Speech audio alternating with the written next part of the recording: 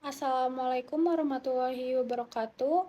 Kami dari kelompok 3 akan mempresentasikan hasil analisis kami, yaitu tentang penyajian laporan perhitungan biaya dan harga jual pokok proses costing dikaitkan dengan manajemen biaya strategik pada UMKM Tahu Kuning Mekarjaya.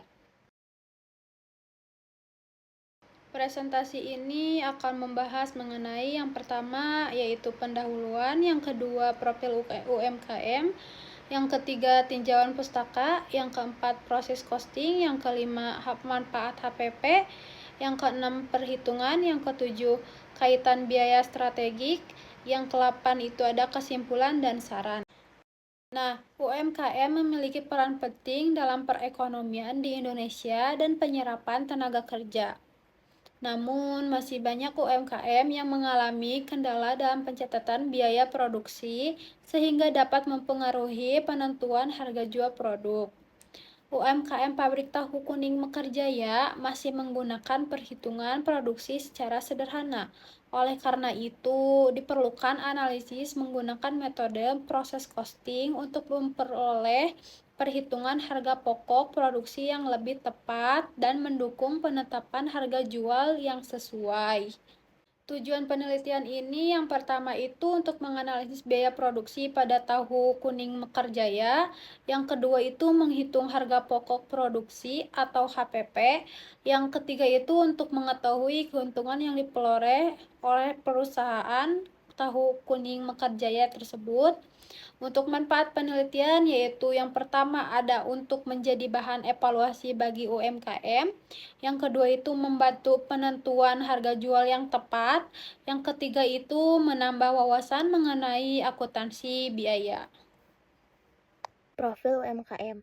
Nama UMKM Tahu Kuning Mekarjaya, nama pemilik Bapak Arif Hidayat, tahun berdiri 2016, alamat Kampung Cimahirung, Desa Mekarjaya, Kabupaten Bandung Barat, Jawa Barat 40562. Target usaha pasar tradisional. Tinjauan pustaka. Akuntansi biaya adalah instrumen untuk mencatat pengorbanan sumber ekonomi guna menghasilkan produk yang berfungsi mendukung pengambilan keputusan strategis. Unsur biaya produksi terdiri dari biaya bahan baku, biaya tenaga kerja, dan biaya overhead pabrik. Beban komersial adalah biaya operasional di luar lingkungan fisik pabrik, seperti beban penjualan dan administrasi, yang harus dipisahkan dari biaya produksi agar perhitungan harga jual akurat. Manajemen biaya strategik, penggunaan data biaya untuk mengembangkan strategi guna mencapai keunggulan kompetitif jangka panjang.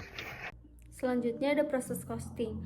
Proses costing adalah penentuan harga pokok produksi yang digunakan untuk produk yang diproduksi secara massal dan bersifat homogen. Dalam metode ini, biaya dihitung berdasarkan proses atau departemen produksi, kemudian dibagi ke jumlah unit yang dihasilkan. Nah, metode proses costing ini juga digunakan untuk menghitung biaya produksi pada produk yang dihasilkan secara massal dan berkelanjutan. Biaya produk dikumpulkan berdasarkan proses atau departemen, kemudian dialokasikan ke seluruh unit yang dihasilkan. Adapun karakteristik proses costing, yang pertama bersifat homogen atau seragam, kedua produk dilakukan secara massal, ketiga produk berlangsung secara terus-menerus. Selanjutnya biaya dikumpulkan berdasarkan proses atau departemen, dan yang terakhir biaya per unit dihitung dari total biaya produksi yang dibagi ke jumlah unit yang dihasilkan. Selanjutnya informasi harga pokok produksi.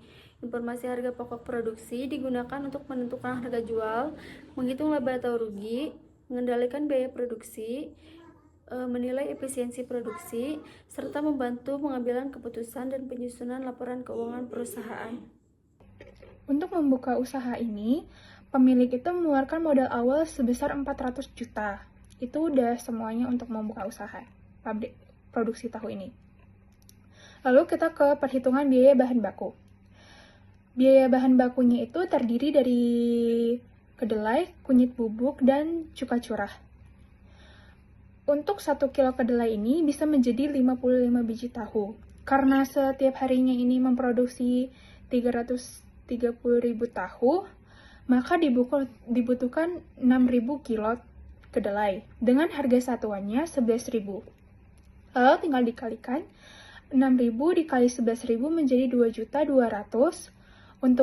Untuk mengetahui biaya per bulannya kita dikalikan 30.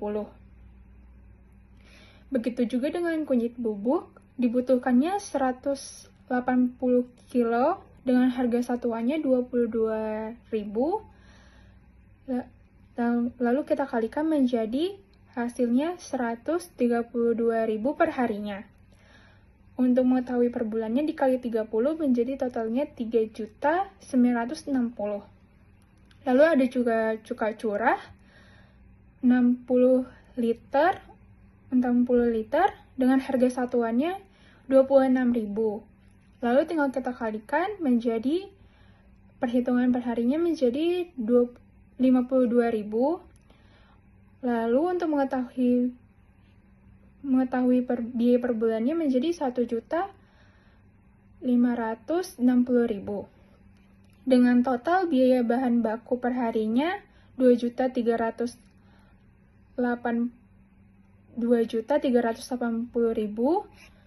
dengan perhitungan per bulannya dikali 30 menjadi 71.520.000. Oke, lanjut, yaitu ada biaya overhead pabrik variabel atau BOP variabel. Untuk biaya BOP ini terdiri dari listrik, solar, kayu bakar, dan plastik. Untuk listrik sendiri, per bulannya itu membutuhkan 3.046 kWh. Dengan harga satuannya itu Rp1.447. Jadi harga per bulannya itu 500.662 rupiah. Lalu kita bagikan 30, jadi biaya per harinya itu 16.689.000 rupiah. Lalu ada solar. Di sini solar ini dibutuhkan 90 liter per bulannya dengan harga satuan 6.800. Karena dibutuhkan sebulannya itu 90 liter dengan harga menjadi 612.000. Untuk mengetahui biaya per harinya kita bagikan 30 menjadi 20.400 rupiah. Untuk kayu bakar ini dibutuhkan sebulannya itu 2 truk dengan harga persatuannya itu 1.330.000. Karena dibutuhkan 2 truk per bulannya itu, jadi totalnya 2.660.000. Untuk mengetahui biaya per harinya itu dibagi 30 menjadi 88.667 rupiah. Lalu di sini ada plastik. Untuk membungkus tahunya itu dibutuhkan 900 pak plastik dengan harga satuannya itu 8.500. Karena ini untuk per bulan, jadi itu hasilnya 7.650.000 rupiah. Untuk mengetahui per harinya itu kita bagi 30 menjadi 255.000. Jadi untuk biaya overhead pabrik variabelnya ini per harinya itu mengonsumsi 380.755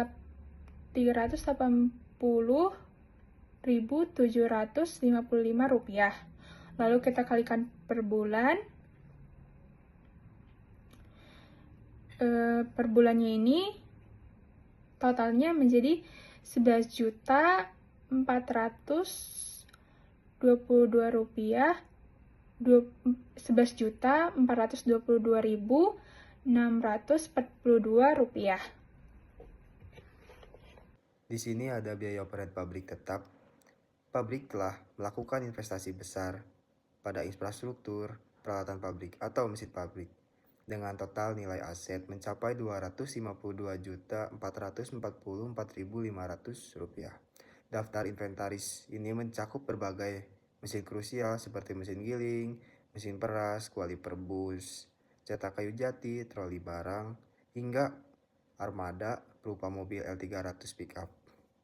Mengingat masa manfaatnya yang ditetapkan yaitu selama 5 tahun atau 60 bulan, kami mengalokasikan beban penyusutan sebesar Rp4.207.408 sebagai bagian dari biaya tetap, guna memastikan keberlangsungan peremajaan alat di masa depan. Di sini ada biaya tenaga kerja langsung. Pabrik ini dijalani atau mempunyai karyawan 12 orang dengan pembagian tugas yang terstruktur untuk memastikan efisiensi produk. Setiap karyawan mempunyai peran masing-masing, dari kepala pabrik, supir, pencetak tahu, koagulasi, pembungkus tahu, kuli panggul, pewarna tahu. Total kompensasi gaji yang harus dibayar perusahaan yaitu sebesar Rp47.250.000 per bulan, yang merupakan salah satu biaya operasional utama dalam struktur biaya pabrik. Di sini kita akan menganalisis harga pokok produksi dan margin keuntungan. Struktur biaya produksi kami terdiri dari 4 pilar. Yang pertama ada biaya bahan baku, yang kedua biaya tenaga kerja langsung, yang ketiga biaya overhead pabrik variabel, dan yang keempat ada biaya overhead pabrik tetap.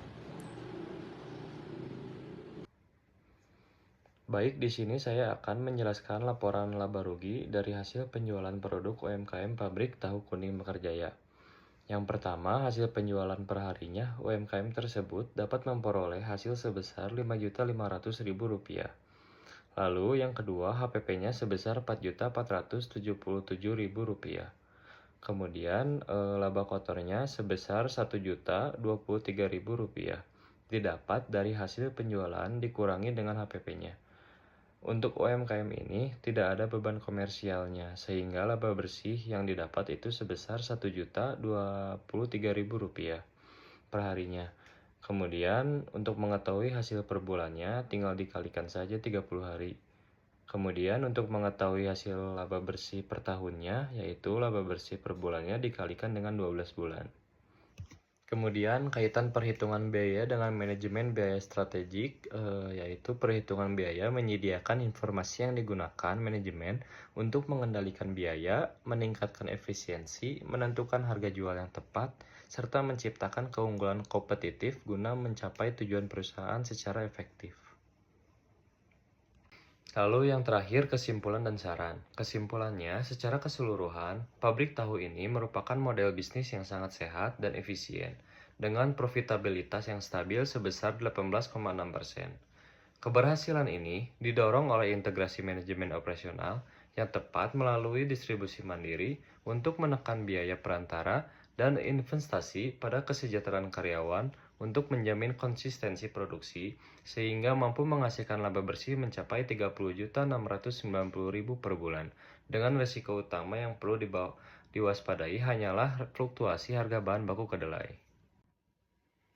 Lalu untuk sarannya, pabrik tahu ini sebaiknya terus meningkatkan kualitas produk, menjaga kebersihan dan keamanan pangan, memanfaatkan limbah secara produktif, memperkuat pemasaran, serta mengelola keuangan dengan baik. Dengan inovasi dan pengelolaan yang tepat, usaha pabrik tahu ini dapat berkembang, memiliki daya saing yang lebih tinggi, serta memberikan keuntungan yang berkelanjutan.